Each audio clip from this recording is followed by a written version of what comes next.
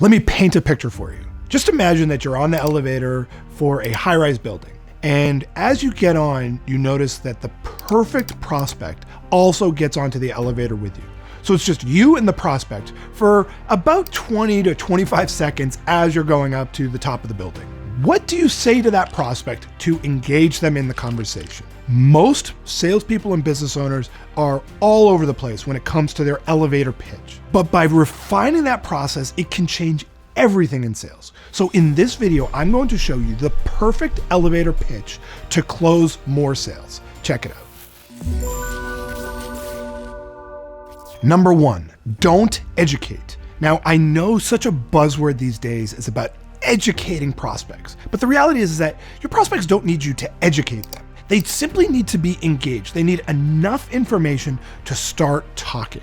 So don't focus on simply educating and giving as much information to your prospects. Instead, we want to be really structured, simply demonstrating insight, but not worrying about fully educating our prospects on everything that we do. Because not only is that overkill, but it also changes the perspective from really what we want to do of getting them engaged to now we're focused on giving them all of this information. That's not where we want to be. Simply demonstrate insight. Number two, use your bird's eye view.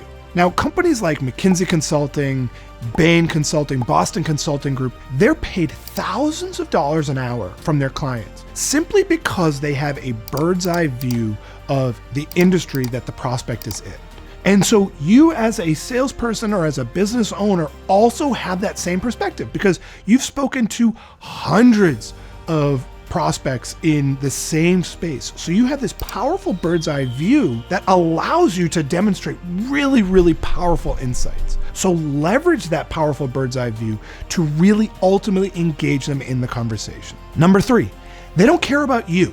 So when it comes to the elevator pitch, don't immediately jump into everything about yourself, how long you've been in business, who are all of your clients, right? They don't care about that. They genuinely don't care about you, your product, your service, your company. They don't care about that. What they care about is how can you possibly help them? Number four, script it out. So by having a fully scripted elevator pitch, you are going to be so much tighter. Because whenever I challenge people to tell me their elevator pitch in 25 seconds, what naturally happens is that they meander and just kind of throw up all over the place. And it goes on for 3 minutes, and ultimately it just doesn't even really make that much sense because they're just trying to wing it and it's coming off the cuff. So by scripting your elevator pitch, it's going to be so much tighter and more succinct. Number five, know what you solve for your prospects. So now we're getting into the meat and potatoes of your elevator pitch, which we actually refer to as your opening play. And so knowing what you solve for prospects is so important because that's how we want to ultimately open our elevator pitch, not with who we are, all the stuff we've done, all of our clients, but instead, what do you actually solve for your prospects? How do you actually help your prospects? So you're really basically taking what you do and you're converting it into a language that your prospect will ultimately connect with because that's what you solve for them. Number six, share 3 challenges that you solve. So this is again where we start to get into the structure. Once you've demonstrated what you actually solve for prospects, now we want to share what challenges we typically solve. And this is where that bird's eye view comes into play because by demonstrating that you understand the challenges that they typically are likely to have faced, now you can really show A, that you know their world, and B, now you're giving them meat to hold on to ultimately engage in the conversation. Number 7, engage them back in. So you always want to close your elevator pitch, or as we call it, your opening play, with a question that pulls them back into the conversation. Because again, the goal is not to just get permission to continue to keep talking. What you really want to do is get them talking. And that's why we need to engage them back in. So let me share with you our opening play at the Sales Insights Lab to demonstrate for you a little bit about the structure of how we look at the elevator pitch. The Sales Insights Lab is a training and research firm that leverages a data-driven approach to help clients dominate their markets. And right now we're seeing a lot of salespeople and business owners struggling to consistently sell on value right now. They're sick and tired of looking at empty pipelines with few strong appointments, or finally, they're just frustrated by being seen as just another vendor in the eyes of prospects.